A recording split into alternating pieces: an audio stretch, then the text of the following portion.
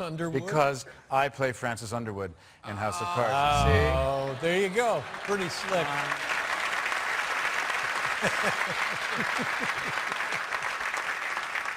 You have that on the Netflix. The thing has been wildly successful.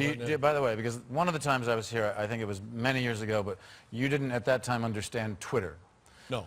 So I'm wondering, do you vaguely understand Netflix? Oh, Netflix, I have used it. And you have used it? Yes, it? and I know enough to get it to light up and show me programs. And that's all you need to know, isn't it? as long as you're actually paying for it. Like somebody is paying for Somebody it. is Because paying it for it, keeps lighting up. And good, yeah, good, yeah. all right. So you must, now this is such a unique and one day all shows will become to us like that. But you're right in on the ground floor. They will light up, yes. Yeah, on the Netflix. You must be making an enormous sum of money.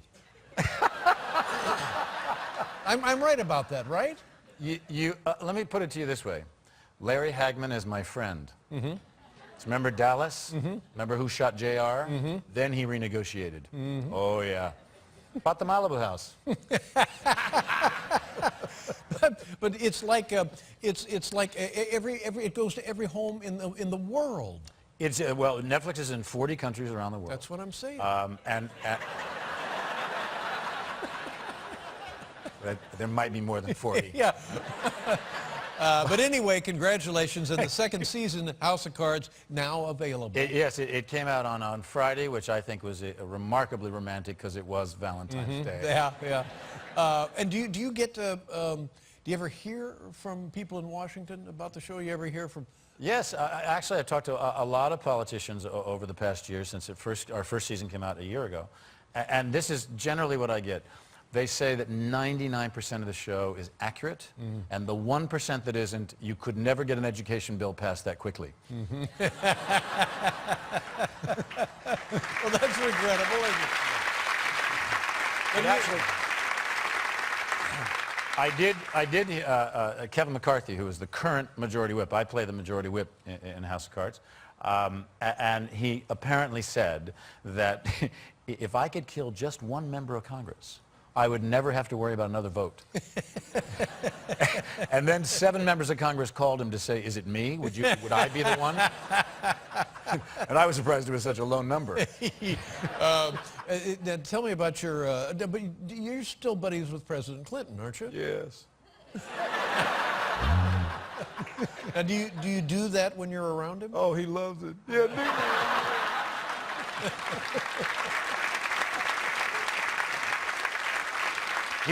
in fact, while we were shooting Baltimore, and he came down there because he had to give a speech. So he asked me if I wanted to come with him, and I said, sure. So he said, well, why don't you just put your car behind the motorcade?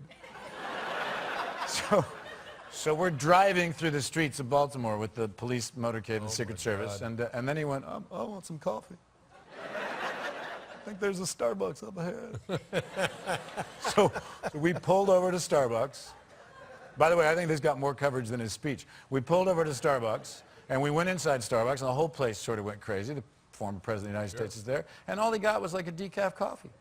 I think if you're going to go to Starbucks, get like a Frappuccino, you know, or something. Now, was that the end of the evening, or was it just a stop along the way? Oh, no, we stopped, and we talked to people there. And, yeah. You know, he loves to talk to people. Hi. See, he's been on the show several times, and he's so powerfully intelligent that I find that intimidating. Now, I'm guessing you're smarter than I am, and almost everyone is. I figured out Twitter, yeah. Yeah.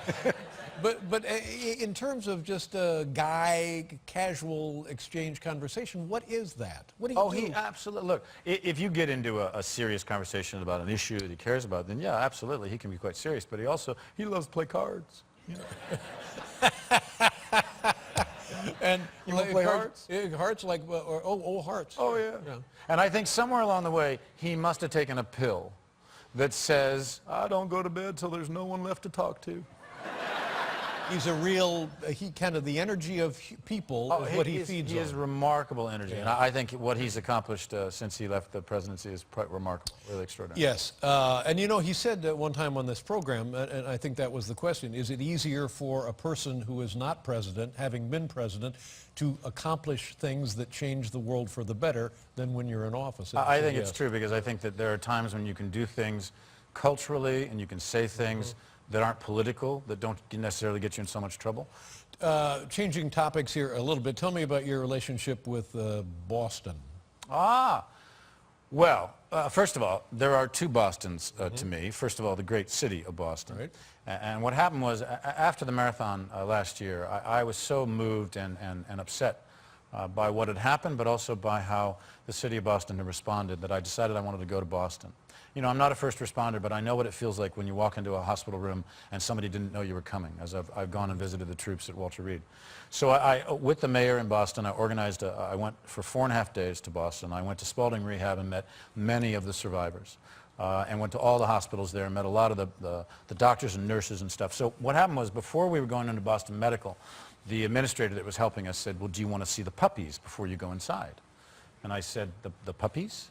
She said yes. The North Shore Animal League, which is a great pet adoption agency in Long Island, had brought a truck of puppies up, because it's a very healing thing to bring a puppy into someone's hospital room. Wonderful idea. It's a great idea. So I said, of course, I want to see the puppies. So we went into this truck, and they had a truck full of puppies, and there was one beautiful puppy, and I said, well, who's that? And they said, well, we call her Cuddles. And I said, well, why do you call her Cuddles? And she said, you'll find out. So I picked this dog up. Can I stand up? I picked this dog up, and this dog grabbed me around the throat and hung her entire body down my body, literally like this, and then licked my face for 15 minutes like I had honey on it. Yeah. And that was it. And so she's a beautiful German Shepherd, sort of mixed with a Mastiff. And I adopted her the next day, and I called her Boston in honor of that son. Oh, what a lovely story. I think we have a... There's a selfie. Wow.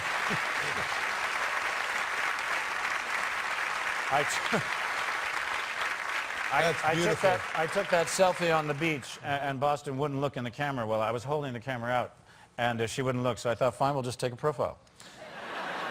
It looks like both of you need a shave.